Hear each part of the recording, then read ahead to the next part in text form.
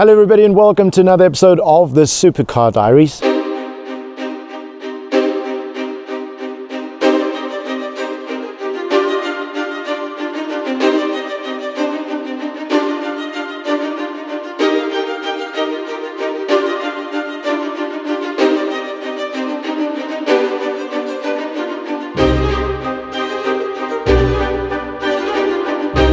Oh, I can just imagine what's going on in the commenting section, but give me a minute.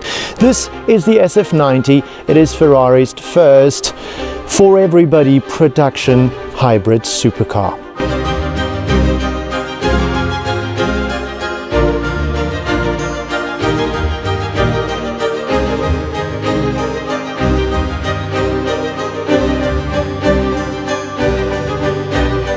We have to say this is a serious supercar hypercar. It has all that performance, but in here you can also have the best world of luxury.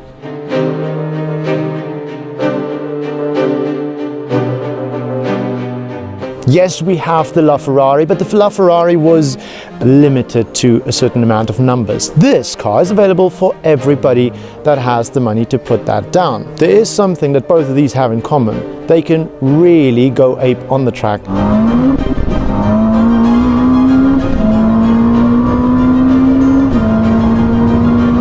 Oh, the speed is insane. But then the SF90 can do this.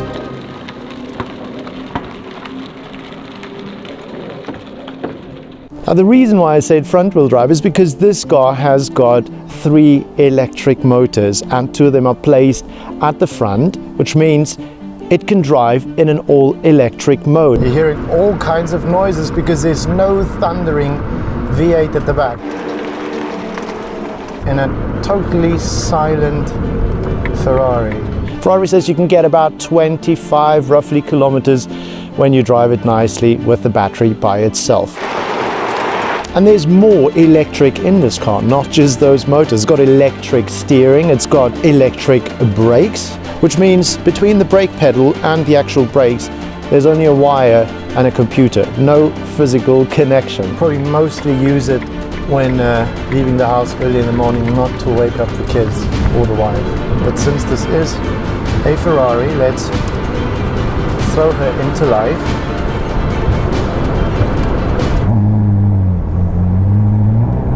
Oh.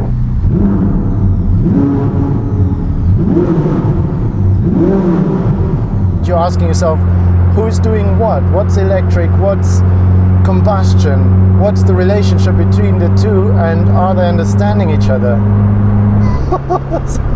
Suppose you're expecting enjoyment in my face when I'm trying to figure out this car.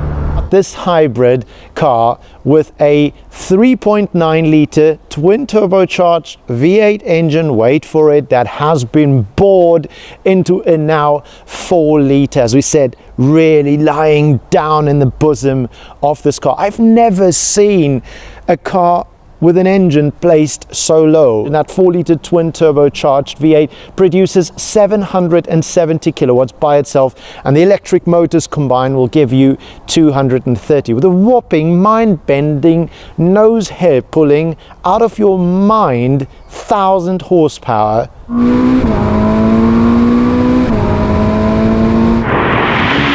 That it will give you to all 4 tires, thank the Lord for that, through an 8-speed double clutch gearbox.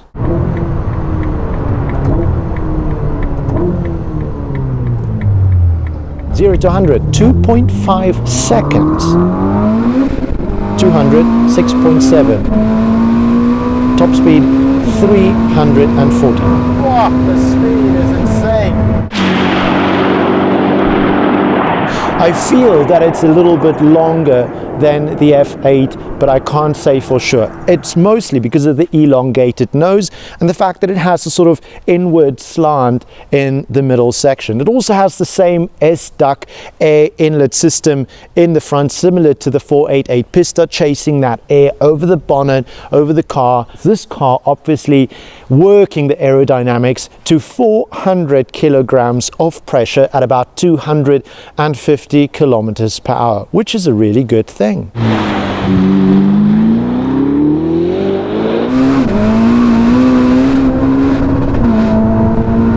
side slip angle control that Ferrari offers you as well, just making sure that the car stays properly in a straight line, and when a drift comes, that obviously she doesn't misbehave. I mean, this is a stock standard version, it's a base model, which means there are hardly any exciting bits on this. This is about as bare as you're ever gonna see an SF90. What do you guys think about the look on this car?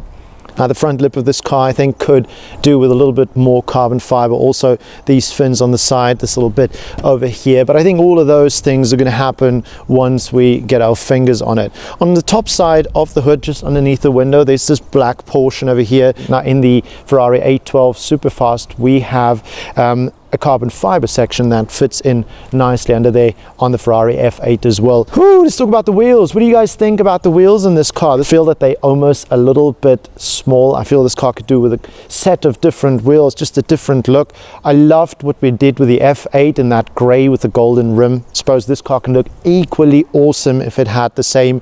I love the fact that it has really strong, encouraging red braking calipers.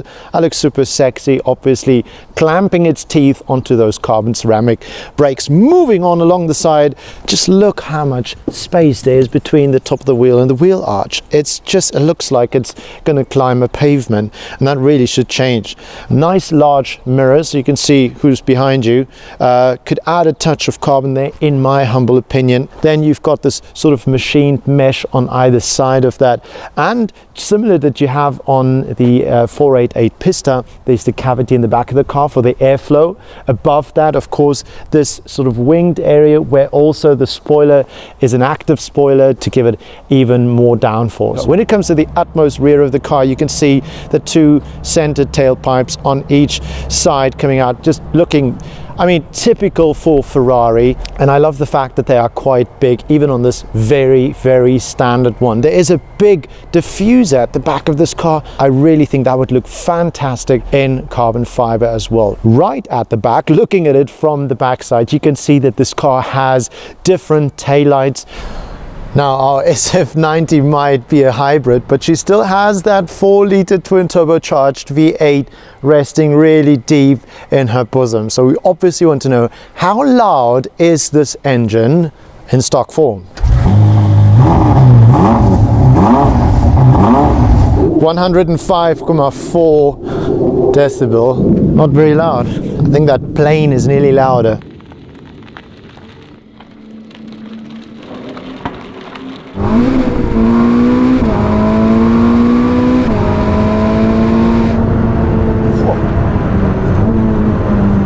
Very lively. There's a lot of the job that the driver is actually doing is being taken over. The car's doing the thinking for you. And however great that might be, you're sort of asking yourself the question whether that's not maybe a little bit of a pity. I mean, Ferrari's always been a driver's car, but right now it feels like there's so much computing in place. Maybe some of that's been taken away.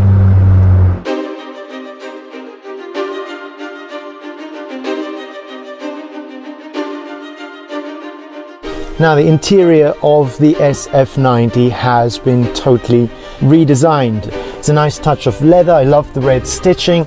The seats look really, really great. I absolutely love this duct over here with a sort of honeycomb look at the back. Looks like an air vent over here. The emblem engraved into the leather there, stitched this beautiful prancing horse. And then this Alcantara bit with the red sort of accents. Just really love that. And one of the big things they've changed is making things more digital. Now, the big screen over here has got a 16-inch touch screen. They've kept the iconic big centerpiece. That, of course, a lovely looking screen. Also slightly caved in there, so you can just see through the steering wheel. Now, the steering wheel by itself, we have to say, is also totally been revolutionized. A brand new steering wheel for the SF90, and it's got, get this, touch pads. You can now scroll around and activate and deactivate various things by simply touching areas on the steering wheel. Even the start of the engine is now merely a little light that you can touch. Then that 4-liter twin turbocharged engine will jump up into life. The Manettino switch is, thank God, still a manual one, which you can turn here, but then there is quite a sense of occasion going up on your digital display over here, which is so exciting. I love it when a car makes a bit of an occasion from selecting your different driving modes. And here with the Manettino switch, you have that on here. I'm not 100% sure about the touch pads on here. I think the steering wheel is a very emotional thing. It's an aesthetic thing, something you touch.